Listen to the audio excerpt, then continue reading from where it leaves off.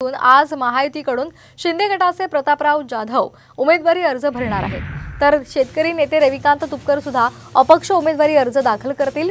यावेळी दोन्ही नेत्यांकडून जोरदार शक्ती प्रदर्शन केलं जाणार आहे। प्रतापराव जाधव यांच्या उमेदवारी अर्ज दाखल करण्यासाठी गुलाबराव पाटील उपस्थित राहणार आहेत। दरम्यान महाविकास आघाडीकडून ठाकरे गटाचे नरेंद्र खेडेकर निवडणुकीच्या मैदानात आहेत। दरम्यान या संदर्भात अधिक माहिती देत आहेत आमचे प्रतिनिधी संजय जाधव। पाहूयात।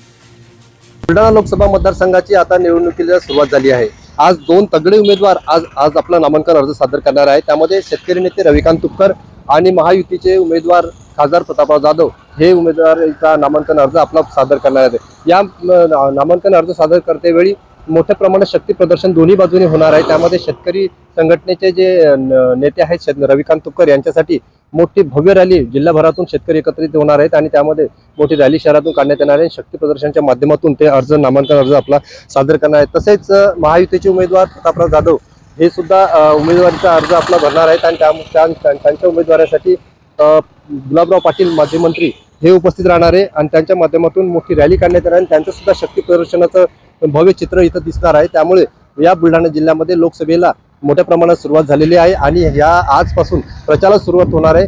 कॅमेरामन आदेश कांडलकर सह मी संजय जाधव, साम टीव्ही, बुलढाणा।